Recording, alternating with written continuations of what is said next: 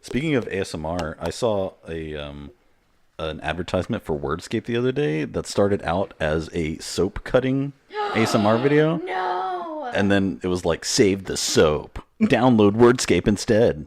Like, they're equating them to be the same thing as like chilling out and trying to guess words. Yeah. Sad. And welcome to So Anyway It's Haunted. Oh, yeah. This is a podcast. Would you... Welcome, everyone, to Welcome to So Anyways It's Haunted. Brought to you by McAnally. Oh, yeah, Uncle Max. Don't say his first name. Uncle Max. What was it? Uncle Max Mystery Milk. Mystery Milk. Yeah. My name is Rory. Rory Stotts. Interesting. You may recognize me from such emails as Theory of Bigfoot, mining excursions, and what's that movie about the babies that talk? The babies that talk. Wait. Look who's talking. Look who's talking. 3. Yeah. Anyways, this is So Anyways It's Haunted here. Guest speaking, Rory Stotts. Yeah. I'm happy to be here. Also, we have Ash. Yeah, I mean, I'm here. what name should we... What? forget what you guys' code name That's like half of my name. That's half of my name. That's all right. wife. It's Cannibal Chris, Cannibal Ashy Chris. Ashley. Ashy Ashley. That's not... It's Annihilation, Ashley, if we're going there. Ashley... That's some ASMR. Oh, yeah. Do it closer to the mic. That's a good one. No. McAnally was scrubbing his ashy elbows. Zoom, enhance. Now I'm doing the visual description. McAnally is scrubbing his ashy elbows. Firmly, he rubs his arm against his hand. The ash begins to fall and creates a noise like... The cats hiss and run away. Women are crying. Yeah, so Chris and I are sharing a mic again this week because apparently it's not an XLR cable that I need. It's just a new mic. We just need another mic when there are 4 of us. So everyone just did the really sad white people nod and look away. Anyway, yeah, welcome, Rory. Thank welcome you. to our podcast. Thanks. It's kind of, I think this is like hilarious and wild because you've emailed in so many times that people that like don't know us. First of all, we haven't seen you in like a couple years, but especially people not knowing, just normal listeners being like, yo, it's that dude that saw that demon in the hallway. I feel bad because I have like an idea that people, after you read my email, they don't have an idea on what my voice sounds like. and this is definitely not it, but you know, you get what you pay for. What? Yeah, trademark. Yeah. What did you just say? Which is nothing, by the way. Oh, You paid nothing. True. Anyway, so Christmas went well. Sorry we didn't put up a new episode for Christmas. We just got lazy and we're tired and it was, lots of whatever. I'm not going to make an excuse. We just didn't do it. There's a lot of scheduling issues with family members pulling us away from each other. Ripping us away from each other. I was available. The family of the household was being split apart by various different Demons. other family members. Yeah. Yeah. Well, Anyway, so yeah, you can, I'm sure everybody saw our Christmas picture and we did Christmas all together as a household, which was fun. We woke up at 1:00 in the morning and it was fun. It was good. Went back to bed. So yeah, Jesus is born. Sweet. yeah. Yeah. It went well. It went well. Sorry, we're trying to get this dynamic down. Anyway, anything else before we dive into the spooky stuff? Anything new for y'all? Do we have any New Year's resolutions for 2019? I usually come up with my list on New Year's Eve. Oh, sure. Yeah, don't. Too much pressure. I usually like to contemplate it and then come up with it a couple months after New Year's. Yeah. I always make sure it's something that's not too disappointing when I don't follow through with it 2 days later. I like to wait until March and then think of stuff that I've already been doing and Yeah, think I'm doing great. Keep it up. Keep it up. Yeah. Wow. Well, never mind. Let's keep going then. All right. That was a great segment, you guys. A really great segment. Good stuff. Oh, we didn't. Are we gonna open up our New Year's resolutions and read them? Yes. Okay, cool. Yeah, last year at the New Year's party, we all wrote resolutions. no. And at that party, everyone seemed pretty sad. So I'm pretty sure when we open them up, it's not going to be it's probably just going to be a bummer for most people. So we'll see how it goes. Maybe, we'll figure it out. But yeah. Wait, are you talking about opening resolutions from the year prior? Yeah, I got everybody to write down their New Year's resolutions for 2018. That sounds like a recipe Yeah. for disaster. Yeah, it's a rough year for everybody. Actually, it wasn't that bad of a year, in some ways. In other ways, A fine love Wow. Oh.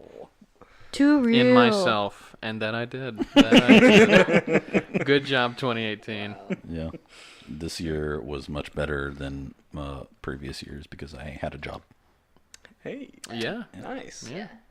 2018 felt longer for once. I remember 2017 specifically went by like that, and 2016 we had the whole dead gorilla thing that That took shook everyone to their core. for all of 2016. Yeah. Yeah. But yeah, 2018 seemed to drag on. I don't know if it's because of traveling and everything, or the 3 jobs, but somehow it kind of stretched on for once, and I'm thankful for that. I'll take a slow year. Yeah. Yeah, so we finally finished our Christmas movie list, which was awesome. Yeah. Yeah. So in total, we watched I don't know. Home Alone 1, Home Alone 2, Jingle all the way. Elf, Jingle All the Way, A Christmas Story on Christmas Day, as you should. What else? Die Hard. We watched Die Hard. We watched Trading Places. Which was not really. That's not really a Christmas movie. I think. Yeah. It just happens during Christmas, and it's very problematic now. Very. But we also watched Ferris Bueller's Day Off. Not very Christmassy again, but that's all right. That has nothing to do with Christmas. Does it take place during Christmas? No, we just watched it after Die Hard. I was like, I just want to watch. Did you end up watching Ferris Bueller's Day Gremlins? No Gremlins? No. We didn't watch Gremlins. Jeez. Interesting. Even I was like, I kept suggesting Gremlins, but you were like, Gremlins. Gremlins. Who watches Gremlins. Gremlins? We do. It's just we've seen it so many times years ago. No, I remember I freaking after Die Hard or whatever, I was like, let's watch Gremlins. You'd be like, no, it's not a Christmas movie or something. I don't know. You said something. I don't know. So balls in your court. Oh my gosh. It's not a happy Christmas movie, so I didn't want to watch it on Christmas Eve. Good point. Good point. I mean, I guess neither is Die Hard, kind of, but I beg to differ. Those jawlines, though. That's a feel-good one. Cut Yeah. diamond. Anyway, yeah. What was I gonna? Never mind. I was thinking about the gremlin that got microwaved. So, yeah. R.I.P. We also didn't watch Mac's Holy Grail of Christmas movies, which is I'm Polar okay with Express. that. I'm absolutely okay with not seeing Tom Hanks for Tom Hanks 1 year. and Tom Hanks in the Polar to the Express. North Pole, of course. Sad. Next year. Not really. No. We that's also sad. didn't watch The Grinch, or That's bizarre. the Jim Yeah, Carrey that's Christmas kind of- Carol, or Mickey's Christmas Carol. We Mickey's gotta save those okay. for next year.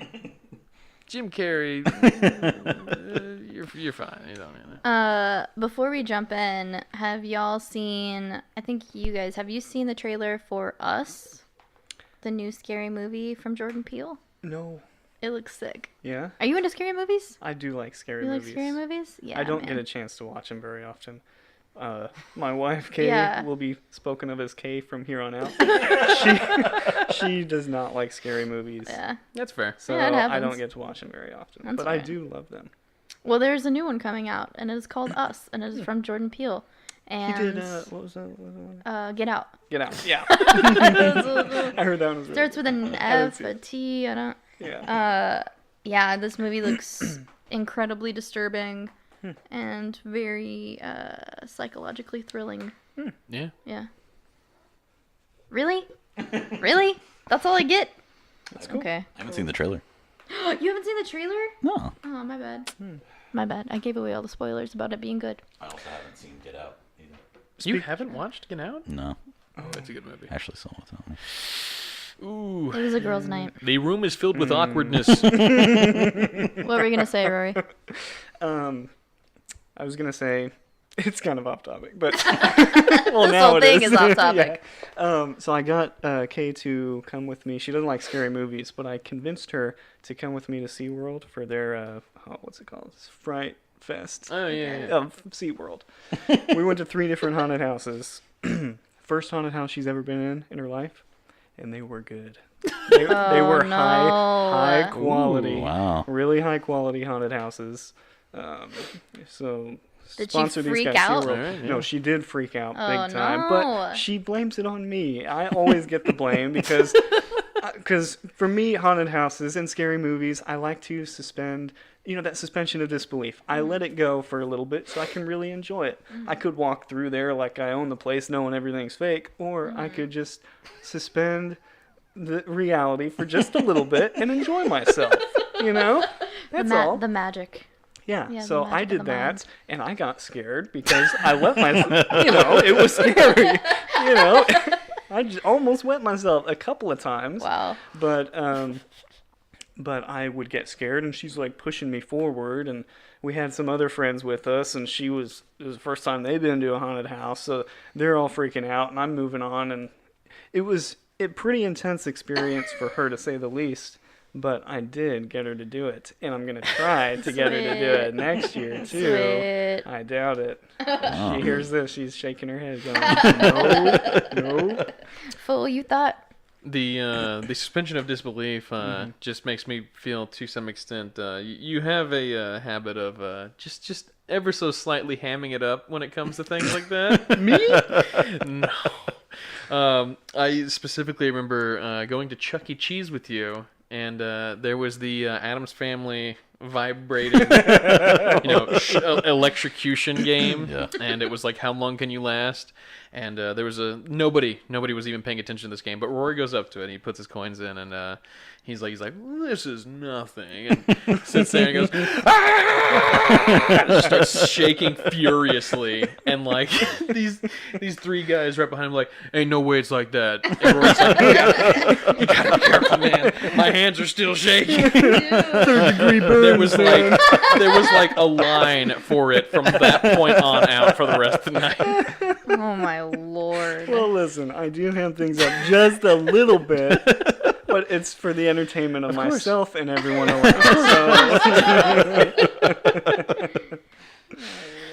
But that stuff. thing was pretty intense. So. Oh, yeah. The Addams Family does not joke around, man. So That's fact. Oh, my goodness. All right. What do you got for me this week? For us, I mean.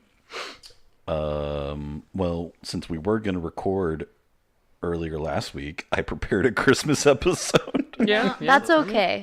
That's all right. It's a few days after. I mean, fitting enough. All right. Well, so I listened to another podcast called Ghosting Around, and they mentioned the fact that Christmas used to be a holiday for remembering the dead and telling ghost stories, like back in sort of Victorian times.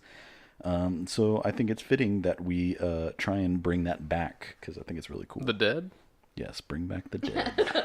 So now we're going to do a seance. Live seance. So I was listening to this episode that we were listening to it together when we were on the way to Moody Gardens Lights. And it's the song, It's the Most Wonderful Time of the Year. I guess that's the title. Yeah. And one of the bridges, or in the bridge, the lyrics are, there'll be scary ghost stories and tales of the glories of Christmases long, long ago, which is something that most people just kind of like paper over. Like it's something that happens so quickly Those that you are don't. real. Those are the real words in that There'll song. be scary ghost stories and tales of the glories of Christmases long, long ago. Yeah, dude. Wow. Yeah, which is really, really interesting. And Is I that- feel lame not recognizing that. Was that song written after Charles Dickens? I don't know. It was written by Charles Dickens. Oh, so he's just trying to Sure. Yeah, that was market his own. Market- that was his side career, was singing. Yeah, He did his own jingles to advertise for his own Well, book. still, that's yeah. He's a very enterprising gentleman. These are all the facts here. This is what we're doing. Yeah. cool though. Street facts. So I found a really cool article from mentalfloss.com that had a bunch of Christmas ghosts, and I researched some of them. So this first one is Roos Hall's Headless Horseman. So Roos Hall is sort of like a private sort of building, like residence in the UK. And it's known for being very haunted. Supposedly, there's a tree out back that used to hang a bunch of prisoners.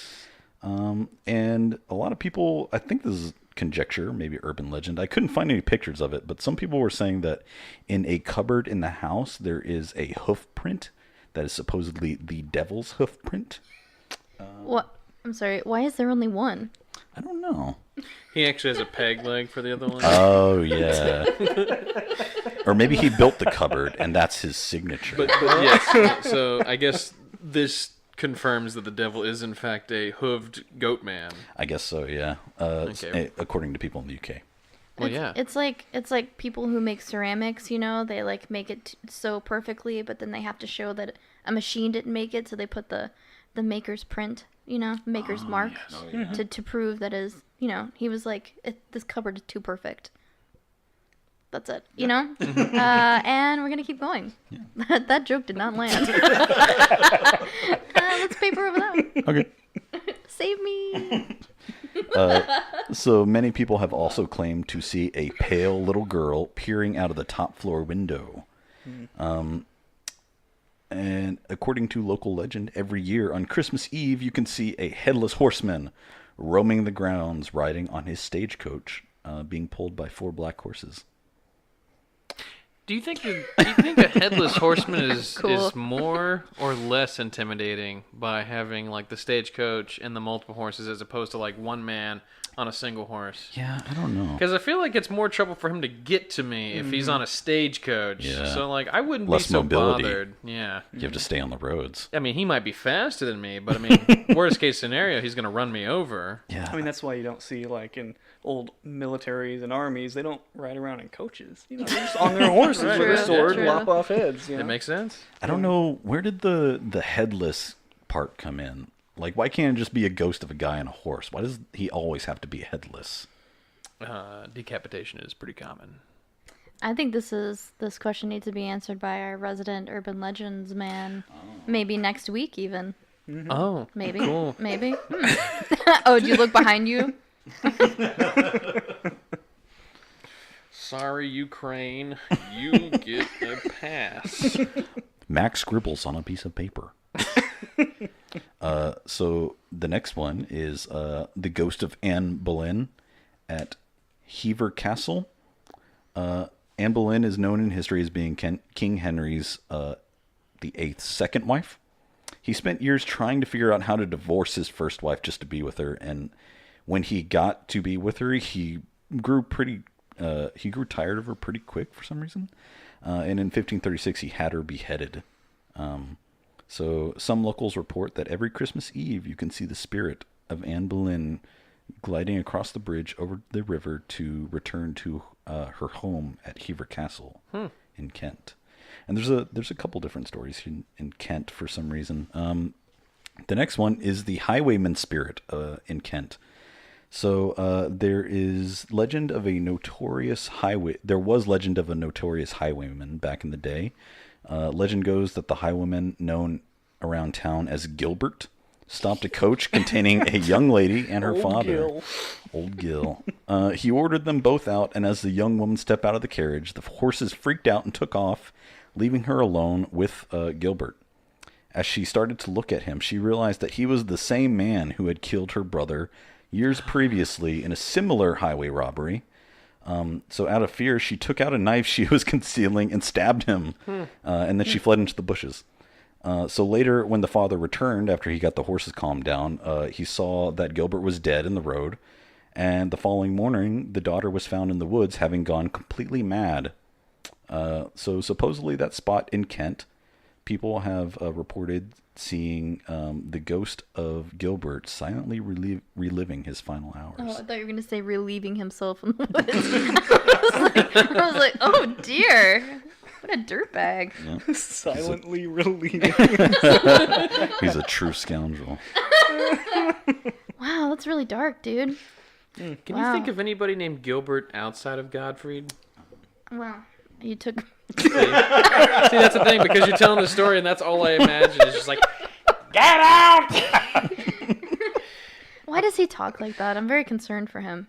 Is he okay? I think Is he he's doing pretty all right? happy with the way where he's at. So I remember one time several years ago he was on a celebrity cooking show. Yes, I was just thinking of that. And he made a PBJ for his star dish. Yeah, it was the first dish. It was round 1. And he made a peanut butter and jelly sandwich. He legitimately did not know how to cook. It was for charity. It was really, really sweet, but also I felt really bad for this grown man that, cooked a... I've never seen him under so much duress, and he was very sad to watch. He melted. It was sad. Well, he doesn't seem like the kind of guy that would stress out on much. yeah. But in a situation like that, like it's Sure. yeah. Sure. He's letting down the kids at that point. It's not a good scene. So the next one is the Crescent Hotel, and the story of this place is kind of crazy. It's pretty brief, but it's kind of weird. The Crescent Hotel was built in 1886 in Eureka Springs, Arkansas, as a resort for the wealthy. But like with most luxurious hotels that we talk about, it eventually fell in disrepair. It was retooled as a college and conservatory for young women in 1908, but by 1937 the colleges had closed, and the building was again retooled as a hotel and spa by radio personality and self-made doctor Norman G. Baker. I was gonna say hospital. You can't do that. You can't do that. So it was basically like a resort, like A Cure for Wellness, that movie. But think about it being like run by Alex Jones. He had been running his practice out of Iowa, but then he was run out of Iowa because he was running it without a license. So he took all of his patients and his practice to Arkansas. He took his patients? Yeah. I guess, I don't know. I guess the people who wanted to, join his cult of wellness. He claims to have discovered many cures for ailments, including cancer. And he would publicly berate 1930s Big Pharma as being corrupt and profit-driven. Well, he's not wrong on that part. Yeah. Wow, dude, that's wild. Yeah. Man, do you know who Alex Jones is? No. He runs Infowars.com. Basically, he's a wild conspiracist. He believes that tap water is making kids gay. Well, which is it's what? Go ahead. Currently the river water, specifically. I believe it's in the. It's like in Ohio or somewhere. What? It's specific? It's yeah, a specific. no, it was a specific state, and it was that the river water was turning the frogs gay, and so that was proof that they were pouring chemicals in the water. That's why we have such a large homosexual population in America currently, is because of the Ohio river water. Biological evidence of homosexual frogs. Yeah. And he's extrapolating that to the humans. Yeah, Aren't frogs like kind of hermaphrodites, though? yeah. Yeah, they A lot of species will swap genders based upon if there's a lack of one type in their population. Oh. I should know. I just made myself a biologist, a zoologist. I'm sorry. Self-made zoologist. I just love that fact. So he was a radio host, and he's like, I'm a doctor now. Yeah, I don't know. So after him, the hotel exchanged hands many times, and like all old-timey buildings, it almost burned to the ground. Naturally. So today, it still operates as a luxury hotel and spa and has inherited spirits that like to get frisky on Christmas. What does that wait, mean? What does that mean? Is it like Driscoll, where we thought he exposed himself to women? No, it's they just get excited for some reason. Okay. I So thought it was gonna be scandalous. one Christmas, the staff came down to set up the dining room, only to find the Christmas tree had been moved from one side of the room to the other. Another year, Frisky. all the menus in the dining room, all the menus had been scattered around the room, and other visitors have reported seeing groups of ghostly dancers clad in Victoria-era clothing whirling around the deserted dance floor. Oh, that would be amazing to see, wouldn't it? I would pee my pants. It would be scary. You're just like but stuck in awe at it this. would be pretty cool to see. I was also gonna show you guys this YouTube video of the ghost hunters, Sci-Fi's ghost hunters. They visited this location and they caught a full body apparition in a doorway on a thermal imaging camera, which is kind of interesting looking. But yeah, that's it for that. So the last one I have is the tale of the haunted Christmas feast at Alcatraz. Although Alcatraz has a long storied history of being haunted, this is just one particular story from one year. It's okay. It's gonna be a sharp cut. Okay. What happened? The laptop. Oh. Turned off. Where was I? Okay. Alcatraz. So Alcatraz warden James Johnston he's not a superstitious man, but anyone who's on Alcatraz encounters something unexplainable. Once he encountered the sounds of a woman sobbing while leading a tour through the prison, as if you could hear it coming from a dungeon. Even though he didn't believe in ghosts, both he and his guests heard the phantom crying, and once the crying was done, a cold chill blew through their tour group. So this story takes place one Christmas on the island. The warden was having a Christmas party at his residence.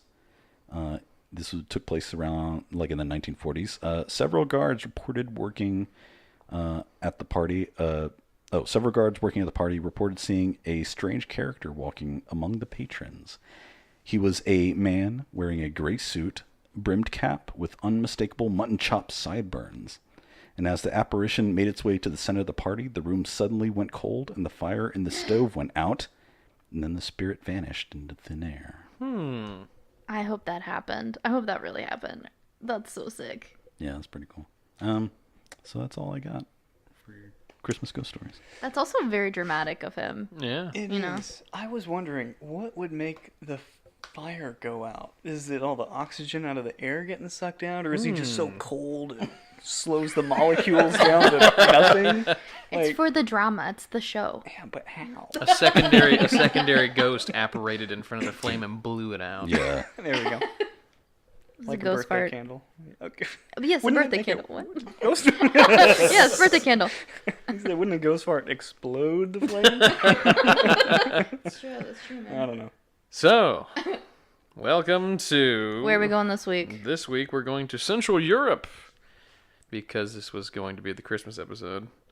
And you already know. You already know. We're going to go ahead and talk about Krampus for a bit.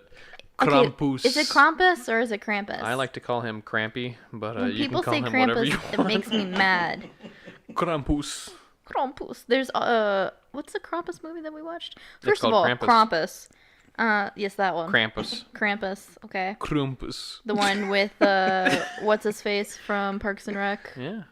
Which one? Adam Adam Scott. Adam Scott. And then there's that other one we watched. It was the anthology Christmas horror movie that had like a fight between Krampus and Santa Claus. That was pretty sick. It had The one with Michael Keaton. Yep, Michael Cretan. yep, Michael Cretan. Poor guy. Never came back. That movie's dark. He Yeah. dies and then turns into a snowman, and then he melts at the end of the movie, right? sure does. Something like that. Well, look, spoilers. I mean, You're never gonna watch Jack Frost. next Christmas. Yeah. So, anyways, I'm busy. so for those of you who don't know, Krampus is a horned anthropomorphic figure described as half goat, half demon, who during the Christmas season punishes children who have misbehaved. In contrast with Saint Nicholas, who rewards well-behaved with gifts. Krampus is one of the companions of Saint Nicholas. So they're chill. They're chill. In several regions, including Austria, Bavaria, Croatia, Czech Republic, Hungary, Northern Italy, and Slovakia. The origins of Krampus are unclear. Some folklorists and anthropologists have postulated it has pre-Christian origins. Oh no! That can't be. That's impossible. Ignore that. Cut that out of the episode. Cut it. So the history of Krampus figure has been theorized as stretching back to pre-Christian Alpine tradition. In a brief article discussing the figure published in 1958, Maurice Bruce wrote, "There seems to be little doubt as to his true identity, for in no other form is the full regalia of the horned god of witches so well preserved. The birch, apart from its phallic significance, Oh no! No. Krampus may have connections with the initian's rites of certain witch covens, rites which entailed the binding and scouring as a form of mock death. The chains could have been introduced as a Christian attempt to bind the devil, but then again they could be a remnant of pagan initiation rites." Discussing his observations in 1975 while in Erdning, a small town in Styria, anthropologist John J. Honingman, I feel like some people, you're just born, and like upon hearing your full name, you already know you're going to be like an anthropologist or like... Oh yeah. I don't know. Well, what are you gonna be? What does your name tell you you're gonna be? A potato farmer. What does McAnally mean in Gaelic? Don't ask that question. Okay. It means potato man. Okay. It literally just Man of potatoes. man of potato. Don't make me say it. Potato golem. Which is what I am. No. The St. Nicholas festivals we are describing incorporate cultural elements widely distributed in Europe, some in cases going back to pre-Christian times. Nicholas himself becoming popular in Germany around the 11th century. The feast dedicated to this patron of children is only one winter occasion in which children are the objects of special attention, others being the Martinmas, the Feast of Holy Innocents, and the New Year's Day. Masked devils acting boisterously and making nuances of themselves are known in Germany since at least the 16th century. While animal masked devils combine dreadful comic Schauerging lustig. Here we go. Yep, there it is. Antics appeared in medieval church plays, a large literature much of its European folklorist bears on the subject. Austrians in the community, we have... Austrians... What is this sentence? Wait, you didn't write this? Yes. They believe Krampus derives a pagan supernatural who was assimilated to the Christian devil. So there you go. Oh. He wasn't always the devil, but now he kind of sort of is. Yeah. The Krampus... Yep. Krampus has been incorporated into Christian winter celebrations by pairing Krampus with St. Nicholas. Why? Why? Uh-huh. Countries of the former Habsburg Empire have largely borrowed the tradition of Krampus accompanying St. Nicholas on the 5th of December in Austria, because that's cooler than the 25th. Screw you, rest of the world. He accompanies Saint Nick. Yeah, that's the thing. They're buds, so they he's ride like, in the same. It's they literally, carpool. It's the Christmas version of boiled Jesus and Satan down to their basic. Like you be good, you get this. You be bad, you get that. Okay. Krampus, he's that guy. That makes me trust Santa less, knowing that he's chill he's with chilling. Krampus. Yeah, with Krampus. Guilty by association. Yeah, it's all about the group that you chill with. What if it's like he shows up at the house and he's got the bag, Santa has the bag, and he approaches the children and he's like, "Have you been good or naughty?" And they have to like open the bag, and if they've been naughty, Krampus just comes out and like slaps them or eats them or something. Well, wait, doesn't he like whip children or something? Well, according to the art that I have here, which reads at the top, this is Krampus fan art? Frus von Krampus. 16th century? Oh. There we go. They are passing around a photo of a large black-horned man putting a young boy into a basket with a little girl sitting next to it. The little girl has apples in her hands. This one's Is he eating a fruit roll? Oh, wow, that long tongue. He's eating a fruit by the foot. So. This was the Krampus of 1986. He has one hooved foot and one regular foot. Told you. Oh, that fits with the cabinets. There you go. That's so creepy, It dude. wasn't the That's devil, actually it was really Krampus. freaking creepy, bro. Oh my lord. Uncle Krampus. Weird. What are you doing in the pottery? We've cracked the code. Yeah, you can find this. You can This'll find be this picture posted on on the Instagram Instagram on later. Facebook. Yeah, dude, he's like scary looking, man. He likes to party. What tells you that? Wait, what was phallic? Didn't you say something? So they were saying that he may have been derived from an earlier. What was the branch? It was a type of branch. Birch? A Did you say a birch, birch yeah, tree? a birch tree. And that I guess like in old pagan stuff. That Everything's was, an aphrodisiac. Yeah. You eat this bark, unagi. Eat the stick and then get ready. Yeah, get ready. Brace yourself. Did you eat the stick? Krampus is coming. No. So, although Krampus appears in many variations, most share common Lord. physical characteristics. Cut it. He is hairy, usually brown or black, and has cloven hooves and or horns like a goat. He has a long pointed tongue. It wasn't fruit by the foot. No. That's his tongue. That's an artist interpretation. Krampus carries chains thought to be symbolized by the binding of the devil in the Christian church. He thrashes the chains for dramatic effect. The chains... So he's like a wrestler. This is like his... Yeah, they play his intro music and it comes like... the pyrotechnics go off, and then he walks into the room and rips the chains. Yeah, they're the really cheap ones. Yeah. The middle ring is obviously fake. So let's see. So you were kind of right. Oh, this is where the birch comes in. One of the pagan origins is the rutin, a bundle of birch branches that Krampus carries, and which he occasionally swats children with. The rutin may have a significance in pre-Christian pagan initiation rites. The birch branches are replaced with a whip in some representations. Sometimes Krampus appears with a sack or a basket strapped to his back. This is to cart off evil children, drowning, eating, or transporting them to hell. Oh. There you go. Yeah. All right. That's My problem with that is, why does he use the birch branch, the phallic symbol, to beat the children? It's best. I hope best the you not analogy ask. stops there. Yeah. the 2018 representation of Krampus. He no longer uses the birch branch, but a more common, modern. Where are you going with this? Next Do you want me to subject. stop you now? So this reminds me of, obviously, Belschnickel, what Dwight played on The Office, was a play off of Krampus. Impish or admirable, because he had that bundle of birch, sticks, and you got a little slippy slap if you were bad, if you were impish. Impish. Impish. Or admirable. Impish or admirable. It's so condemning to you've been horrible as a kid for 1 year, so for payment you get sent to hell. Yeah. It's pretty steep.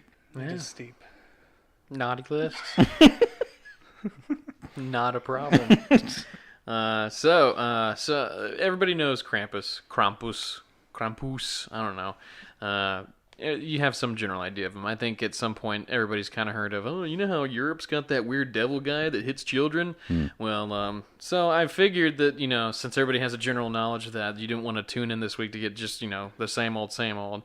So I did a little more digging, and I have some. So we're skipping across the pond here. It's not across the pond. It's more like down the street to Iceland. No, it's across the pond. So yeah. I went to public school in Texas, so I don't know geography. So you could tell me Iceland is next door. You could. It's above Norway, I believe. It's definitely not next door. But anyways, so Iceland. So here's a fun thing. Iceland has some interesting folklore around Christmas, mostly involving a giantess named Grilla and her sons, the Yule Lads. Now, of course, I'm about to tell you guys all about the Yule Lads. Wait a second. Because you know how we have the Advent calendar? Well, the Yule Lads are like the Advent calendar of suckiness. But I have heard of this. I want to go just a step even deeper into the rabbit hole. Giantess Grilla actually owns a cat. Oh. And so outside of the Yule Lads, there's also the Yule Cat, which also has an Icelandic name that I'm not going to attempt to pronounce. But let me just say, the Yule Cat is a monster, huge and vicious, said to lurk around the snowy countryside during Christmas time, and it eats people who have not received any new clothes before Christmas Eve. So, good, bad, doesn't matter. Did you update your wardrobe? You're dead.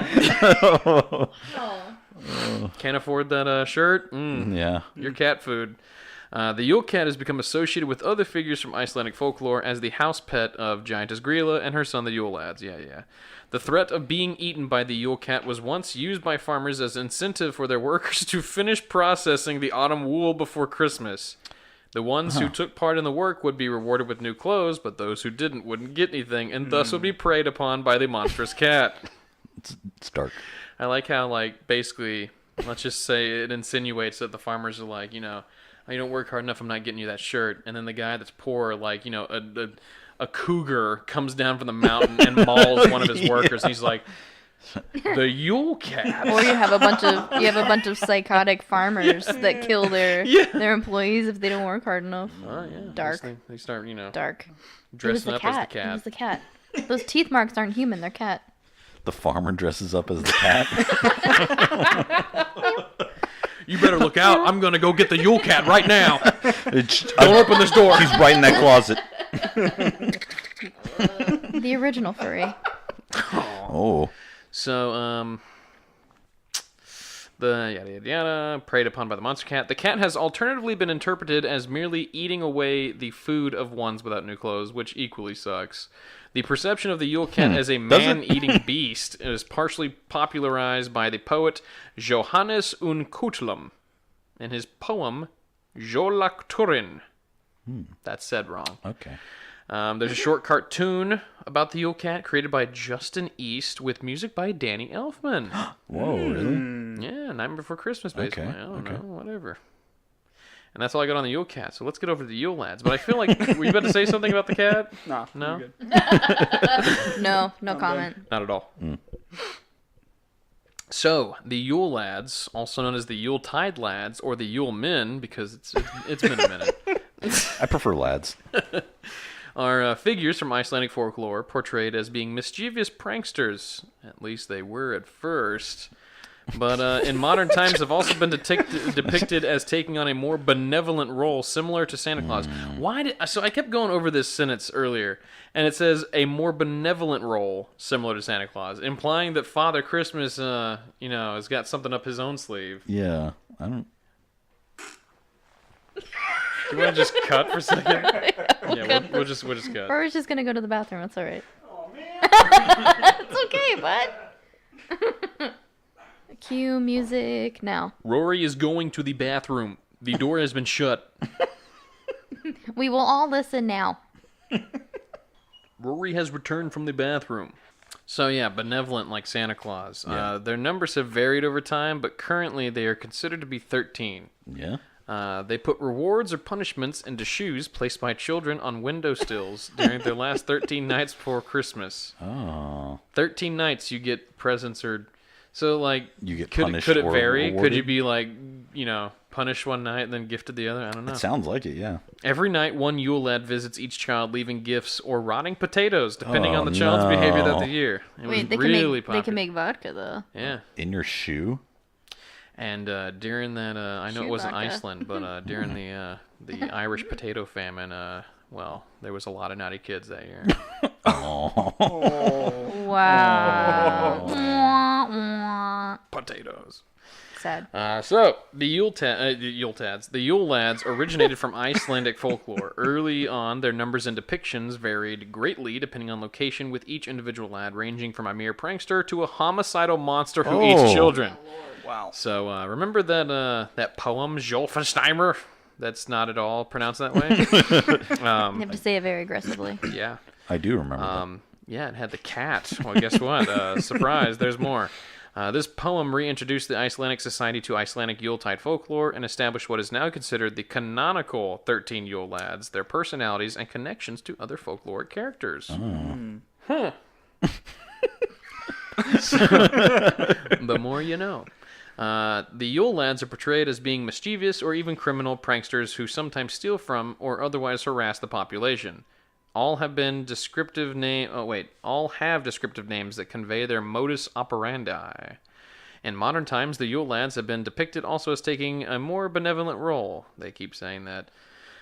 They generally depict as wearing late medieval style Icelandic clothing, but sometimes are shown to wear the same costume traditionally worn by Santa Claus, even at children's events. Whoa. So, there's a list of the lads, Yes. and I had to pull that up separately, and it it describes them and everything. So, the Yule Lads are said to come to town during the 13 nights before Christmas, being 12th of December. They depart beginning on Christmas, one per day, and in the order they arrived, each thus staying 13 days. Below are the official 13 Yule Lads in the order they arrive and depart. The names in English are based on the Hallberg Hallmundsson's translation of the poem. So I'm not even gonna disrespect by attempting to say the Icelandic names of the lads. So here's the English translation of their names. Lad number 1, who appears the first on the 12th of December. Sheepcoat Claude. His description is he harasses sheep, but is impaired by his stiff peg legs. No. Legs? Legs, Oh, yeah, no. both. Oh, dear. So, on the next night of Christmas, there is Gollygawk. He hides in And these are gullies. the English translations. These are the English translations. Oh, yeah. Yeah. He hides in gullies, waiting for an opportunity to sneak into the cow shed and steal their milk. That's disgusting. So he's suckling on cows. Yep. That's a freak. He likes it. The next night into comes it. Stubby. He is abnormally short, and he steals pans to eat the crust left on them. Poor guy. I think he's just trying to It's a survive. sad existence. Yeah, that is sad. The next lad is Spoon Licker. Spoon licker, wow. He steals a wooden spoon with a long handle That's my favorite and Pokemon. licks it.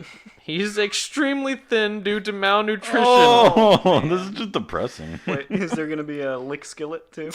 Oh. Pot Origin Scrapper story. steals leftovers from pots. Not too far These are off. just getting sad. I I think these are just eat. these poor starving children. It's them Yule Lads. Quick, throw rocks at them. They're gonna eat the stuff we weren't gonna eat anyways. It's just Oliver Twist over Bowl there. liquor hides Bowl liquor. under beds, waiting for someone to put down their askew, which is a type of bowl with a lid used instead of dishes, which he then steals and eats. Oh. Then it gets better. There's Door Slammer. You want to guess what he does? He likes to softly close windows. No, Door Slammer likes to slam doors, especially during the night, waking people up. Skyr Gobbler Skyr gobbler. is a Yule Lad with a great affinity for skyr. Oh. That's Cool. all it says. Sausage Swiper No. hides in the rafters for young boys to come running by and steals their This is sausages. getting weird. Window Specifically, young boys. Window peeper? Window peeper. Oh, a gosh. snoop who looks through windows in search of things to steal. Yeah, sure. Doorway Sure. sniffer has an abnormally large nose Okay, and a cute alright, sense what? of smell, which he uses to locate Lafbaro. Let's find out what a Lafbaro is real quick. Doorway Snowflake sniffer. bread. Okay, that's. That sounds delicious. Here's an interesting one. Meat hook. No. He uses a hook to steal meat. That's. Okay, never mind. Yeah, I thought that was... Okay, that's fine. Meat clerk. And then lastly, there is Candle Stealer. Follows children in order to steal their candles, which were ones made of tallow and thus edible. Oh.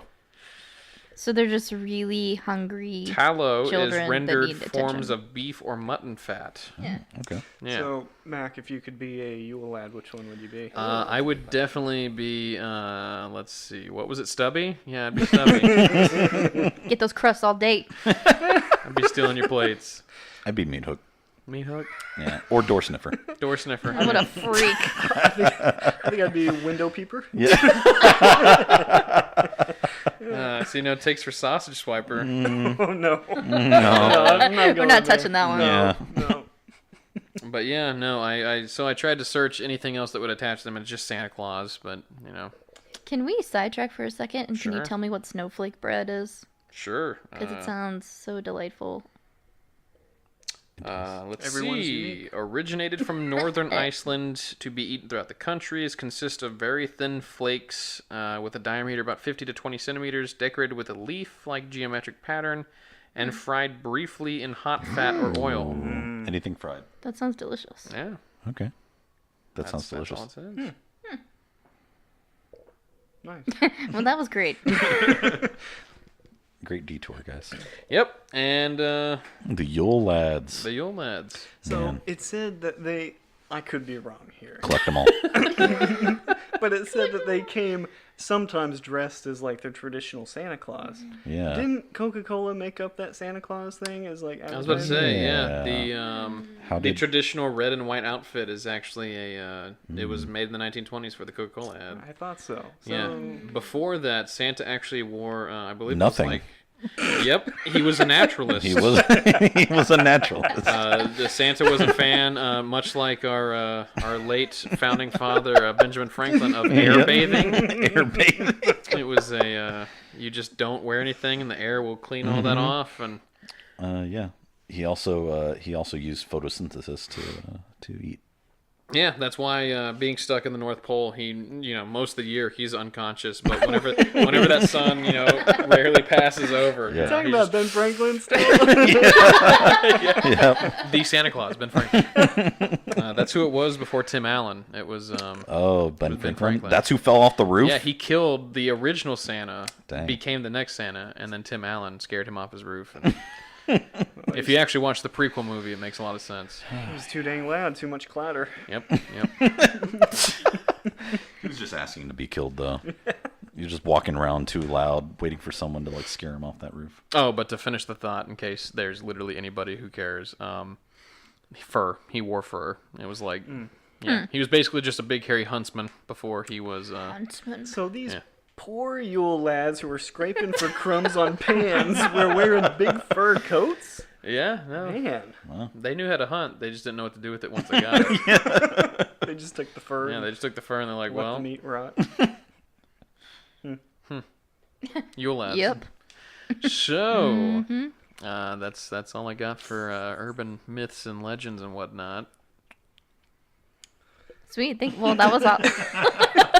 No, that was awesome. I think it would be awesome to have little figurines of Oh, yeah. each little That Yule would lad. be- And see, that's the That'd thing. be I sick. kind of want to That look would it be up cool. because the Yeah. Yule Lads, the only thing I could really find was that they are printed on eggnog cartons. Oh. But surely they've got to be Yeah.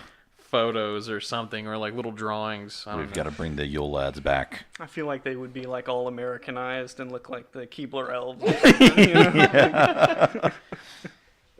Sad. Yeah. All right, man. So what do you got for us this week? Well, I got a little bit of stuff. Okay. Oh. It's not Christmas related. That's at all. fine. That's fine. It's not. There's not a shred of It's Christmas. definitely in it. My not- merriness is at its max, so I can't get any more merry. So I'm gonna talk about my grandmother today. Oh, okay. Okay. She's dead. Okay. Okay. Mine But- too. Yeah. So it's sad, but she died a long time ago. I wasn't even born yet. So I do. And the more I learn about her, the more I love her, and the more that I respect her as a woman and as an individual, and the more I learn about myself too. It's kind of crazy. I see. Yeah. Anyways. Okay. So let's talk about her. All So- right. Cool. So her name was Betty Jean, maiden name Pope, Betty Jean Stotts. Oh. She was. I'm just gonna read a little bit about her. Yeah, go There's for a it. little bit about her. She was born on August 27th, 1934, in Rock Springs, Texas, to a poor family. Her maiden name was Pope. Most of the time, she lived on a farm until her father died in Kerrville in 1945. Kerrville is north of San Antonio, about an hour or so. Okay. Betty was 10 years old at that time when her father died. Betty attended high school in Kerrville, and while going to school, worked to help support the remaining members of the family, her mother and 5 other children. In 1954, when Betty was 19, she married Joe Stotts at the First Revival Church in Kerrville. Joe was 36 at the time of their marriage and had 2 children by a previous marriage, 2 boys, one 10 years old and one 14 years old. Soon after their marriage, they left Kerrville and moved around in West Texas while Joe worked on construction jobs. My grandfather, Joe, I didn't know either. He passed away before I was born as well, but he seemed like a good guy. Okay. Okay. I don't know. Cool. He was a pretty quiet guy, and my family doesn't talk about him that much, but he's Okay. like a All good right. guy. All right. You know, So soon after their marriage, they left Kerrville. In 1964, they moved back to Kerrville. In 1966, they moved to where their family still resides. They still live there. Oh no. Full address. Joe and Betty had been married for 25 years. Betty's religion was Pentecostal, and she attended the church on a regular basis, up until about 6 or 7 years ago, at which time she began researching the Bible on her own and holding family church services in her home on almost a daily basis. Betty was a very religious person who studied all aspects of religion, philosophy, and life itself. Betty had many, many acquaintances and casual friends, but really few close friends, due to the fact that when she was not working, her study of the Bible and her family filled all of her time. So she had a couple of children. Roger Stotts. Debbie was next. Stephen, my father. Ron, and the stepsons were Curtis and Charles. So, she was a really nice lady, very spiritual. She had a job, and this is where things turn a little bit further dark. But she had a job at a drive-in movie theater in Kerrville. Oh. And she was, let's see,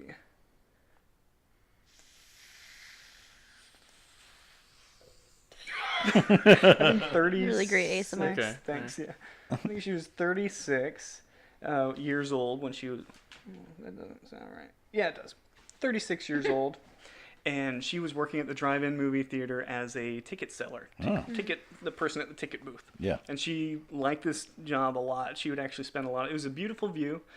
At the drive-in, there's like a creek that ran by or something, and she would sit in there, even when she wasn't at work, studying the Bible with her notebook and just taking notes and being real introspective and stuff. Okay. So it was great.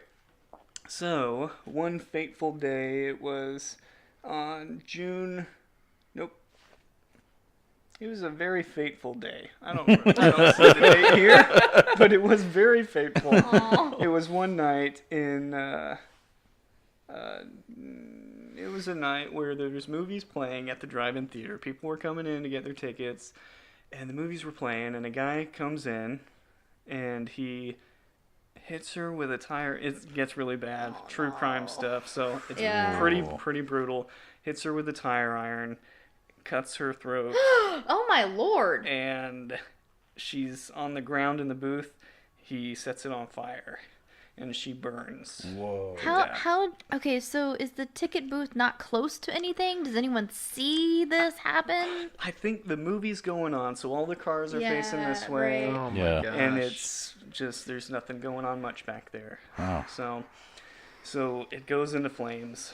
She passes away in a very violent way. Yeah. Very sad. And he does it to rob, so he steals the cash first. Blood-soaked cash. He takes her car, drives it into the drive-in theater, and starts watching the movie. Oh my. Oh my. Whoa. That is Yeah. a literal psychopath. Yes, That it is a is. psychopath. They also found out later there was a lot of drugs involved. He was pretty high on Oh. Valium Okay. and drunk. Do you know what alcohol. year this was? I In the do. 70s, maybe? This was in 1979. 1979. Wow. Okay. Wow. It was June 16th, 1979. Please tell me that this guy was caught. Yeah. So, her youngest son, Roger, saw the flame. He was working at the concession stand. Saw the smoke. Went, noticed the car, his mom's car, in the drive-in theater. They call the police. They get him. Okay. His name is Randy Lynn Woolsey, I think. I've got him right here. So this is the guy. Oh my gosh. Wow. Yeah. Randy Lynn Wools. And so they got him. And I've got here, I mean, it's pretty interesting, but I've got all the, like, the police reports, and That's they the are police report? Oh police my reports. goodness. It's like a 300-page document. Wow. They really, I guess not a lot of murders happen in Kerrville because they really Yeah. went all Yeah. out on this. Yeah. And it's really interesting because they have, like, this is the evidence, this is all of the stuff we found on him, extreme detail, this is all the cash and 20s, 10s, 5s, 1s, nickels, and dimes, and they have it all listed out. Pretty crazy. They did a good job. And so they booked him. The actual, like, court case itself, apparently they did things way different than they do now, where it's like, all the witnesses are in the same room. They have, him and his girlfriend are, like, always together the whole time. Like, this wasn't very structured like we would do now. Right. But he ended up getting the death penalty. They executed him in 1986. Wow. His last meal, if you care to know. This is yes, please. Yeah. His last meal, if I can find it, 2 cheeseburgers and 2 cheeseburgers. Oh, wow. Was his last meal. Okay. There was, like, one other thing, and he asked for, like, a drink or something, and they were like, fine, you can have a drink. Oh. So that was his last meal. Then he was executed. So Did he have last words? Did you find any last he words? did, on him? yeah. He said, it's it kind of makes my blood boil a little bit to like read it. Yeah. But he's like, my whole complaint is that I'm being executed for a crime I can't remember committing. I was flipped out on drugs. I don't know what's supposed to be done with me. I don't know whether I deserve a life sentence. I feel death is a little severe for something that was a mistake. Well, I don't know if you're for or against the death penalty, but in this situation, it being my grandmother, Yeah. I kind of feel. I certainly hope these were the words that were coming out of his mouth, like as they're like flipping the switch. Yeah. Yeah, so pretty rough, pretty brutal. wild. My father, he served a mission for the church. He converted to the church a couple years before, so he was serving a mission in South Africa at the time. But He was 18 months out. He decided to stay out there. He didn't go to the funeral. But yeah, so it was pretty brutal. Joe, my grandpa, took it hard. It wasn't but a couple years later, I think, that he passed away from heart issues. But he wasn't the same after she passed man. away, as you could imagine. Yeah. But so that's pretty brutal, pretty heavy stuff. But here's where it gets kind of interesting. She was a very, very spiritual person, as you know from the intro, and she, just days prior to her murder, she had written a personalized note to each of her children, almost like a goodbye type note. Like she had sensed that something was going to happen and that she was, not going to be around for long. So she wrote a note to Ron, Debbie, Roger, Steve, and Joe, her husband.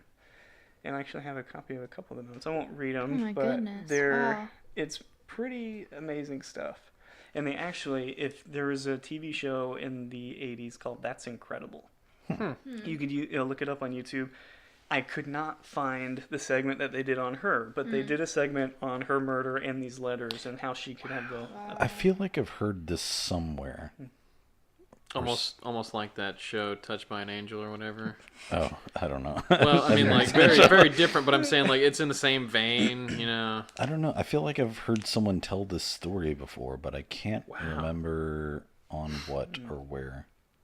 Do you think in 1986 you were watching that episode? I think that's definitely it. Yep. But yeah, so they made a little segment on it. It was the same episode where they had like a 5-year-old Tiger Woods show up, and they're like, "That's incredible! Look at Tiger Woods! Look what I'm going to do next!" You know? Oh man. So I for the life of me could not find the whole episode. I could find those Tiger Woods clips everywhere. Oh, Yeah. man. But I think my sister had found it, but I couldn't get it from her. So if you're listening and you can find that whole episode, that'd be sweet. Yeah. But yeah, so that was pretty interesting, and I think that was it for her case. But it's just an incredible Yeah, that's like That's intense. premonition almost. Yeah. I mean, not even almost. That's like to the T. Yeah. yeah, right. Well, I can tell you for one thing, Rory. I for whatever reason, I'm just enamored with studying the 80s and whatnot. So I'll do some digging, see what I can't find. Yeah, that'd be cool. Yeah. Because I saw clips of it, and I saw like my aunt, who I'm pretty close with, who lives in Bernie now, was like being interviewed as a young girl or a young woman, and I was like, wow, yeah, that's crazy. And my uncle, and it was just pretty wild to see them like, oh, they're on TV, like talking about these awesome letters that they received from their mother before. Was your dad, or was it just He was you? not interviewed. No, it was just my aunt and my uncles. Oh wow. I don't know if they filmed it when he was still gone, because he had 6 Right, months left yeah. in Africa. But yeah, it was pretty crazy. Thank you for sharing that. That is insane. Yeah, That is crazy. All, like from start to finish, it's Yeah. crazy. That's very horrible that happened, but at least there was some justice there. What justice that could be done? Yeah, Yeah. but yeah. Thanks for letting me share it. Yeah, for sure. Yeah, man. No problem. So the response that I got, it's a short response. So this is in response to your Bigfoot theory. This is from our friend and listener, Leanna. She says, she literally in all caps says, yes, yes, yes, I agree with Rory. She said, I wanted to share that with you guys of Cain and Abel and Bigfoot, but I didn't want to be weird.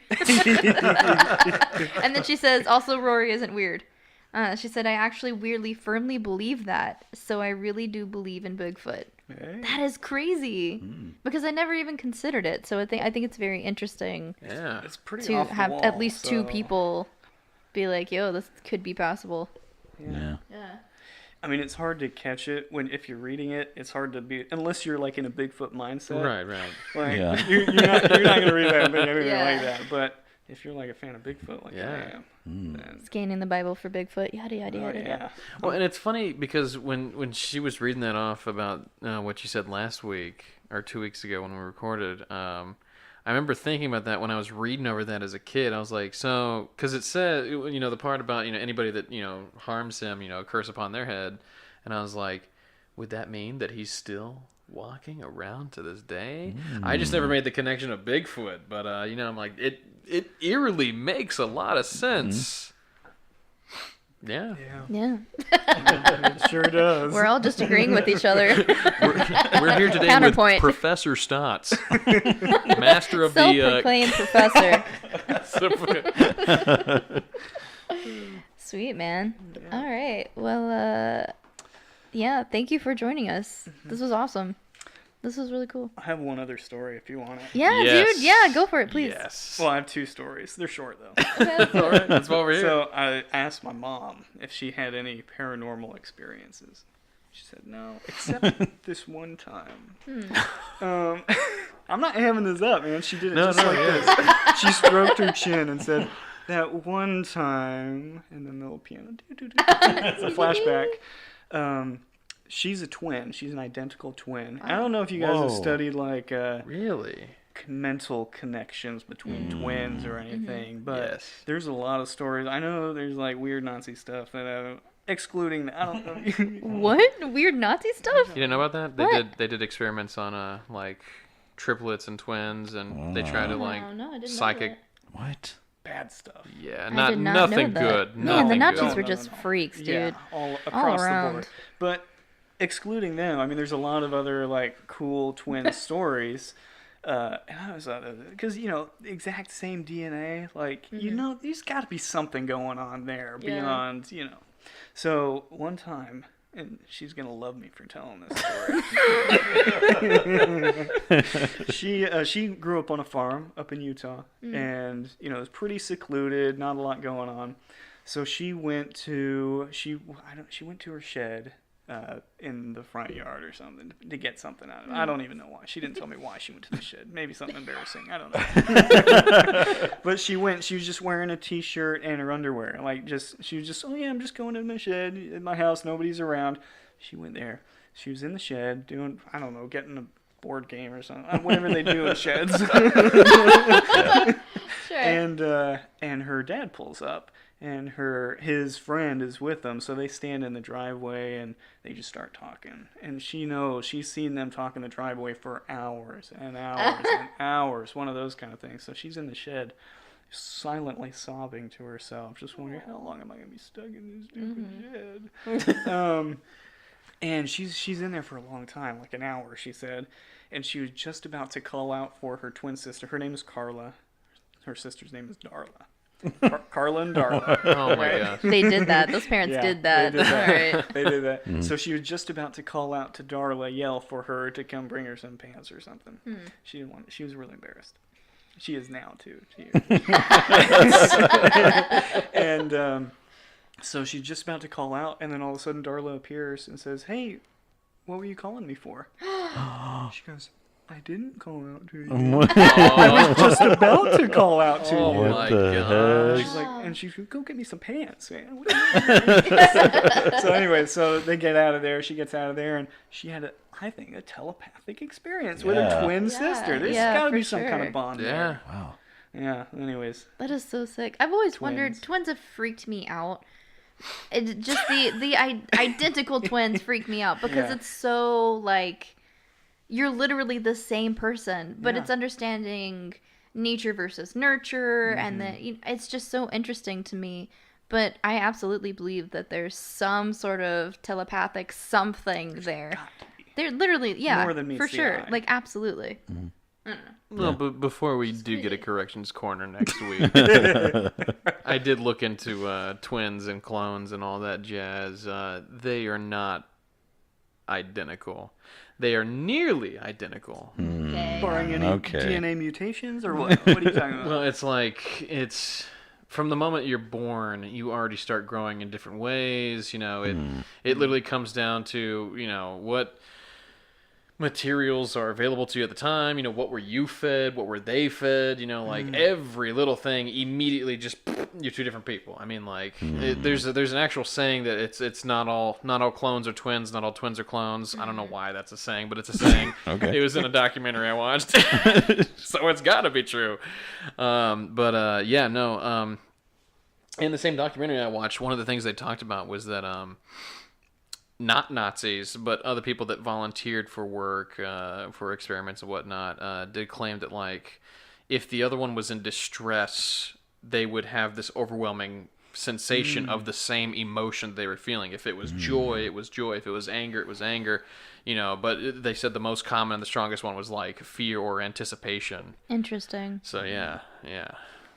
Do they have to be identical twins to have a connection? One of the pairs that was studied was actually a boy and a girl. Oh, interesting. So, Fraternal twins. yeah, fraternal twins. Because my brother and sister on my dad's side are twins. I wonder if they have a psychic connection. Yeah, try punching one, see if the other one feels it. It's for science. Now, can I cover some more bases? Absolutely. Just in case. And you could be very right. That's okay. You could be very right. I could be very wrong. But I don't know if there's a difference between the genetics itself and the epigenetics, which is kind of like the nature versus nurture thing, where you can have the same genes, but different tags will go on the genes to basically turn them on and off, which I know that a lot of nurture goes into changing which genes that you have in your DNA are active or deactivated. So you, just in case it's not like they're different biologically with their genes DNA, and that maybe their epigenetics, their tag, the methyl tags that are getting put on each of the bits of DNA turning on and off, just so to prevent any more correction corners, in case it's an epigenetic change instead of a genetic change. Then it's too deep for me. Sick. Yeah. Sick. Yeah, you didn't think you'd learn something today, I love did the you? instant corrections corner. We don't have to wait a week. It's right now. And this prevents any future correction corners. All right. You said there was another. Yes, I have one other. Okay. So my cousin Alyssa lives in the house that Darla lives in right now. Used to be, it's like got passed down in the family. So when Alyssa was a child, my cousin, she's 2 years older than me. She at one point was standing at the top of the stairs, looked down, and saw a strange man with a big mustache and a big hat down at the bottom of the stairs. She saw him. She was like 4 or 5 at the time, really young kid. So she wasn't really freaked out, but like, oh, that's weird. What's the little guy down there, down at the bottom of the stairs? So, and this is at the house that your parents are living in right now. That Darla is my mom's sister in Utah. Oh, okay. So saw this guy at the bottom of the stairs, and he walks off or she walks off. Somebody walks off. Yep. Eye contact is broken. Sure. He's gone. Right. So she described him, and they figured out, and I have a picture of him right here. Oh, God. They found out who it was, and it was Snap. Grandpa Arv. And that was the guy. That was the guy, because they found a picture of him before, and she was like, yeah, that looks like the guy I saw at the bottom of the stairs. That is so... his mustache? Really wicked mustache. Here, I'll pass this around. And... that thing's bananas. But yeah, so Oh, good gosh. that was the guy. That's exactly what would have popped in my head. If you... That was the guy that they. Wow. That was at the bottom of the stairs. That's a mustache. So what we're looking at is Grandpa Arv, you Arv, said? is it- Yeah, it's and pronounced he's Arv. holding a baby. I'm assuming a grandchild. Yeah, I think so. That I is don't know. so Yeah. cool. Do you mind if we put this Yeah, on the I'll Instagram send- page or I'll the Facebook page? Text it to you. Text That a picture of is it to so wild. So like later when she was older, or maybe like same day or you. something? I think it was later, like not the same day, but within a reasonable amount of time. Because I'm sure they were like, that's kind of freaky that you saw somebody, maybe Yeah. a imaginary friend or whatever. Yeah. Or maybe, there's something to this. You hear stories of kids and babies who can see Yeah. finer things than we can. Yeah, you know? they're more sensitive than adults. So, they were like, let's look into this. Maybe something's going on here. So, yeah, at Christmas, my nephew was playing in the other room, and he was like, he started talking. I couldn't really hear what he was saying. I think he was just saying stuff like robot, like playing with the robot, just saying robot over and over. But I couldn't hear what he was saying, and I looked at my sister, and I was like, does he have imaginary friends? Because we need to figure this out. like, it's not an imaginary friend, it's a demon. A demon. It's never. It can't just. It's one of be the like Yule a- Lads. Yeah, let's say maybe it's the Yule Lad. That's true. Maybe it's old Stubby. It's just like when we have kids, I'm going to get really freaked out if our kid has an imaginary friend. So let me ask you this: you would never, under any circumstances, assume that it's a benevolent spirit? I might, but I'm more inclined to think that it's a demon. Because when I was in Dallas visiting a friend, Meg, I got to sleep in their guest room, and apparently the house itself belonged to their grandfather. And I was told specifically that Grandpa visited that room very often, and that if I should wake up feeling any pressure or like if it was cold, or specifically there's been orbs that appeared in photographs, and I was shown said photographs. That not to panic because it's Grandpa, and Grandpa's super nice. Yep. Super understanding. If you feel someone spooning you. Yep. I like imagining that they're tucking you into bed and the covers are all the way up to your chin, and they have a little photo book of all the orb pictures, and they're like, there's Grandpa there, there's Grandpa there, and then they walk out and they're like, good night, and they turn off the light. It's perfect. It's beautiful. I think I'm with Mac on this. Like, I'm more of like, what is it, Mulan? Where Yeah, it's like their yeah. ancestors The are like trying to help them out. I kind of lean towards I that, got you. where I think, if my daughter just turned 2, her name's Hazel, and It's a beautiful name, by the way. It's a thank really you. cute name. Thanks. I like old people names. So if she started talking to an imaginary friend or talking to something that I couldn't see, I would think I'd be more inclined to think that it's a benevolent ancestor or Sweet. Yeah. something. Sweet. Yeah. Because who would want to haunt a baby? I mean, what demon? True. I don't know. True. Maybe I don't know. It's done I don't too know. much I in just media. watch too much horror. Yeah. Too many horror movies. Yeah. Wait, what'd you say? I said it's done too much in media. Demons know. They gotta go for like the dog or something. The innocent ones, right? They attack innocents. Is that Plus, what it is? and that leads me to another point actually. So there was I read a lot just about different things. I like just looking up interesting things, people's beliefs as far as like our own spiritual strength and whatnot. One of the things I was looking at in reading about shamans and chakras and all that jazz is that children are seen, which I mean this is in a lot of different cultures, but children are seen as like extremely. It's not just the innocence; it's a sense of just goodness about them. Children aren't born necessarily, and I mean, we believe you're born into sin and all that, but children are seen as like I mean, it's like what they say with racism: no child is born racist, no child is born hateful, or any. It's what you build them into, and some people argue genetics when later in life, but in that early stage. So it's like the way I see that when it comes to like. Say a spirit in a house. I know some people put a twist on it, like Poltergeist has the whole like, well, they're attracted to it because it's but I don't know. I see if a kid was to make a connection, at least especially in the way that I was reading with like people meditating and opening their chakras and all that jazz. I'm not disrespecting. Yeah, I think it's really interesting. I think it's really interesting. But you have to kind of like. Meet them halfway almost with, just like respect and, openness and kindness. And, you can't be a malevolent person and have a connection. That's what I mean. So with a child, is that what you're saying? No, with like, a spirit or something like that. Oh, So, I see. yeah, you come from a place of respect and like, honor and whatnot. And so that's in a lot of cultures. So I was, I don't know. That's where like, I used to be where you were at with that, where I was just freaked out by if a kid has an imaginary friend. Oh no. But nah. Now teenagers, whole different story. Get them out of there. Yep. Put them on them controlling ADHD pills or whatever. What? Medicate your children. If you've learned anything from tonight's episode. Medicate the masses. We back on Big Pharma again. You're not talking to Door Sniffer anymore. Door sniffle. Door sniffle. I see you, meat hook.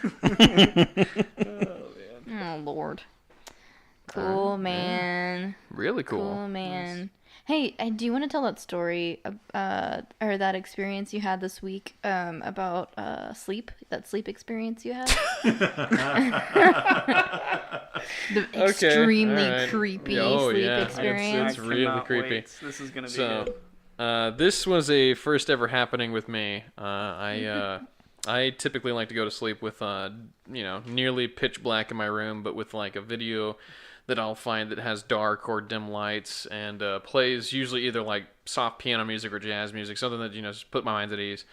But I forgot one night I was just extremely tired, and there's a comedy group I listen to on YouTube. I don't care, I'll admit it. I like to laugh. You're shaming yourself, dude.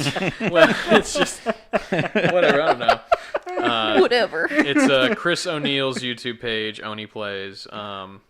Him and his friends. Anyways, so I guess they were playing through some game. I don't know what it was because I didn't pay attention enough when I woke up. But I woke up at 4 o'clock in the morning. Thankfully, not 3. Witching hour. Woke up at 4 o'clock in the morning because I heard basically this. And it freaked me out. And like I woke up, and as I was waking up, I realized the noise is coming from me. I was laughing in my sleep. I kid you not. I kid you. It never happened to me. Never happened to me before. No. And it's funny because you know how sometimes you have an inkling of the dream you were having before you woke up? Yeah. I was thinking of one of the guys from the video saying something really, and it just was the same phrase. I don't know what the phrase was, but he kept repeating the same phrase over I and wish again. you could remember And it. yeah, I know. It was just something really dumb. And I remember like just finding it so funny. And when I woke up, I was laughing, but it was so foreign to me because it's not like, you know how like you kind of have a controlled laugh. You know what you sound like when you laugh. Yeah. What I woke up to did not sound like what I know. It was just like, oh, and it was just so bizarre and disturbing in those brief seconds, because then you wake up and like that feeling that you have when you're laughing where you can't stop laughing, it kicked in, and then I was actually laughing, but like I'm freaking out on the inside, but for some reason laughing. And like then I finally stop, and the first thought that comes to my mind, I'm like, they're like a wall away from me. I'm like, if they woke up and heard me like weird psycho laughing at 4 o'clock in the morning. But apparently nobody heard anything. I really would pay big money to see this happen. Like, to see your face when you're like, oh, like, looking around confused and but afraid. It's funny because like, I what the heck, immediately dude? found it funny, like later on that day, I was like, I gotta tell them about it. But then like when I told it to you the first time, you're like, that's kind of creepy. It was, because it is kind of creepy. And the thing is, it immediately hit me in a different frame whatsoever. I was like, if you had one of those, paranormal activity cameras in the top right corner of my room, and you just, whole different story. Oh man, that's only ever happened to me once, and it wasn't that I was laughing. It was that I was crying in my dream, and I woke up, and my body was crying. Yeah, and so I just kept crying, and I was like, "What's But you see, happening?" like, Not as funny. those Not as emotions funny. I understand. You can have a really sad dream, and it just activates everything. Like, I never heard of anybody laughing in their sleep. That's the freakiest thing. I was just... It's really weird that you bring this up right now, because you woke up laughing last night. No. What? Do you remember that at all? No. What No. are It you was talking about? really weird. It's So his house. sometimes Ashley wakes up and says stuff. I don't do that. No, he's just making great, that up. great. He's dreaming that. It's usually like when her dream blends into reality. But you woke up last night and you sat up in bed and you had your hand in front of your face and you were like, "No, stop!" And you were laughing, and I was like, "What? What are you talking about?" No, And then I don't you remember like that. realized that like you were awake and you were like, "Nothing, go to sleep." Dude, that's so creepy. Oh, I'm man. so So sorry. basically- Do you remember that? No. Oh my gosh. Basically- I wake up often and see things. One, because I don't have my glasses on. Two, just because when I wake up in a dark room, I see a lot of shadows. And when I first wake up, those shadows move a lot. So I don't know if it's paranormal or if it's just that my eyes take time to adjust. And like, sometimes I see hands. Sometimes I see figures. Sometimes I see spiders. But I think they eventually go away within the first couple of seconds of me waking up. So I don't know what that is, but I do have a lot of times when I wake up and see stuff and say something, like I'll be like, "No." And then he'll wake up and he's like, "What?" And I'm like, "I don't know. What? Did you say something?" I don't know, dude. Well, I have my Kay. She sleep talks. She hasn't done it in a while, but she sleep talks, and she did it a lot when we were first married. And happy late anniversary, by the way, is on the 27th. 5 years. Thanks, Mom. Yeah. Hey, us too on the 21st. Yeah. Yeah, that's sick. Yeah. So she'll say something, and I'll wake up. And I always want to drag it out a little bit, just see how much I can, throw the line in and reel her in. So I play this game with myself where I try to pop up as fast as I can. Whenever I hear any words pop up, try to think of what she just said, respond calmly, and that's hard to do. When you wake up very abruptly in the middle of the night, somebody saying something weird, and waking up, remaining calm, take a deep breath. What was that you said? Something like, or, yeah, that is weird, isn't it? What else do you see? What are those sounds? Do you hear those sounds? Isn't that strange? I So- smell something. Just trying to Yeah. manipulate her dreams the best that I Yeah. can. It's kind That's not evil sounding at all. What's the furthest that you've been able to take a conversation? It doesn't last long. Okay. So she responded once, and I said, "What did you say?" And she repeated it, and I was like, yes. And then I said, I responded one more time, and she responded one more time, and then she was like, woke herself. Yeah. And I was like, go to sleep. Like, she tried to act like she didn't say anything. Yeah. I'm like, no. I'm gonna remind you of this conversation in the morning, and it's gonna be funny. I'm gonna have a good laugh about it. So. Years ago, before we were married, we took a trip to Austin with my mom and Courtney. It was in preparation for the wedding, and so we were all staying in a hotel room, and I was falling asleep, and I tend to.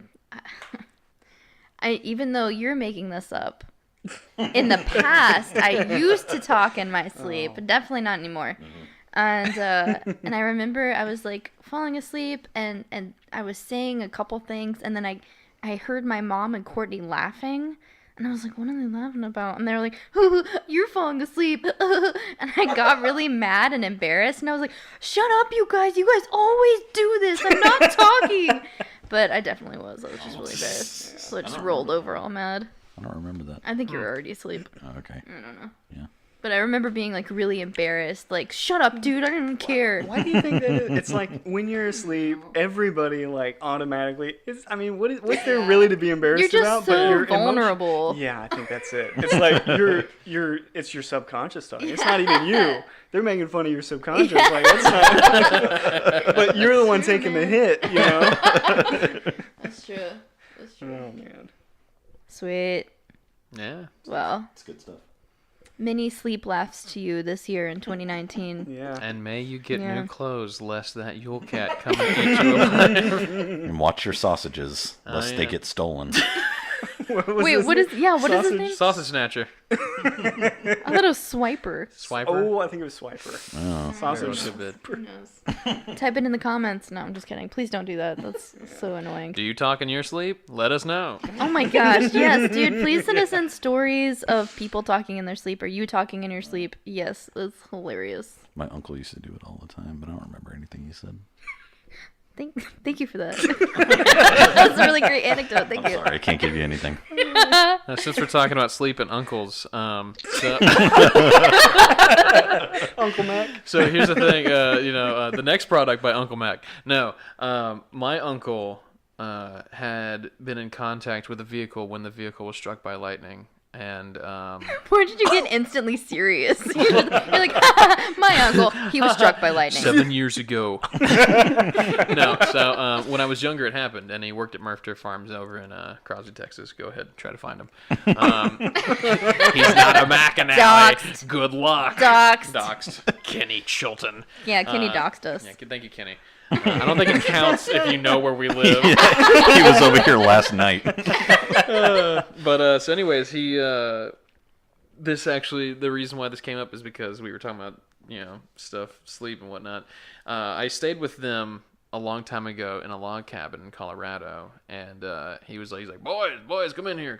And I was like, whatever. In his bedroom? Yeah, okay. Into the bedroom, and me and Chris go in, and he's like, don't be freaked out by this. And he had a wool blanket, and he flipped it, he kind of waved it, and sparks jumped from his body to the blanket. What? I kid you not.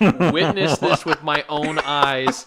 The man is electric. Oh, he's got superpowers. Yeah, he's like static shock. A really, really, really weak static shock. But yeah, so wow. That's a fact. You want another story about shocks? Yes.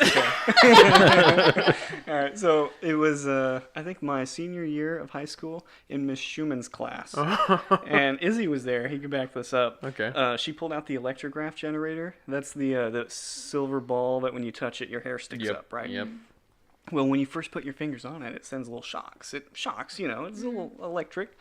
So my friend Ryan Manshak, he said he dared me to lick it.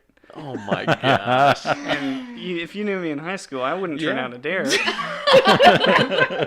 I usually followed up with, well, how much you gonna pay me? But I didn't this time because I really wanted to see what would happen. So I went to go. I got my tongue pretty close. And I kid you not, there was a spark probably an inch long that jumped from the electrograph generator to my tongue. My tongue went numb instantly. It's hanging out of my mouth like a Labrador retriever.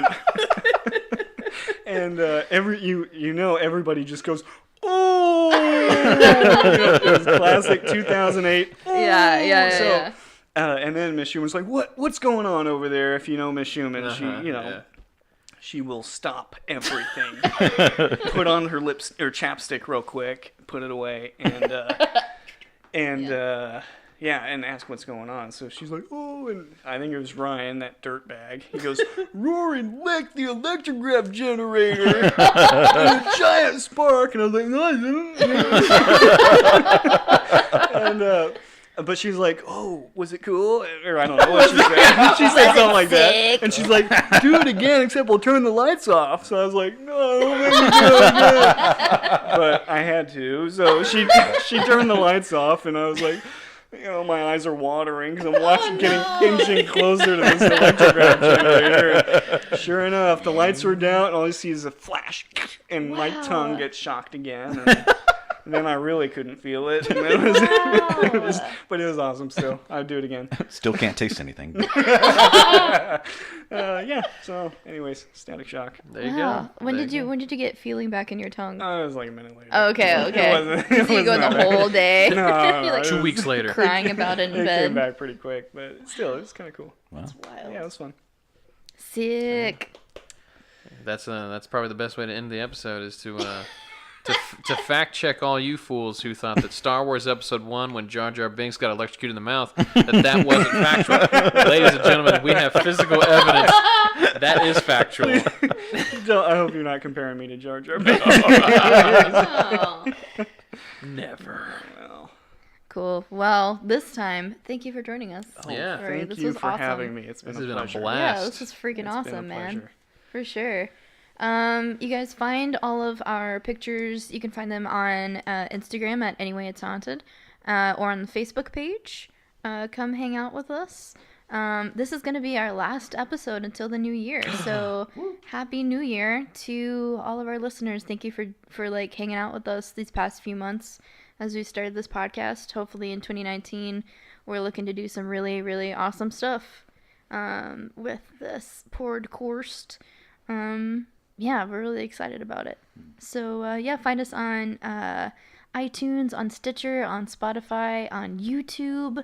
Come hang out with us. Follow us, subscribe on iTunes. That way we can get more friends and we can do more awesome stuff. What are you thinking, Mac? You look like you're thinking about something. Oh, no, I was just going to say what I always say, which is to all of our international listeners, sorry. we're so sorry.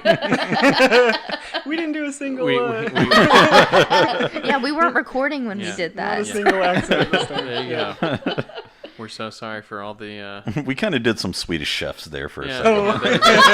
very finger They're digger. sneakers. Yep. So there I'm you not go. sorry for We're that sorry one. for that one too. No, and, not me.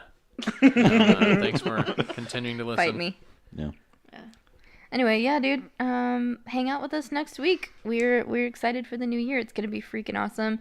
You guys have fun. Don't explode fireworks in an ignorant manner. Be safe. If you're drinking, don't drive. Have fun. Stay at home. And enjoy it. And we want to hear your resolutions. And oh my lord.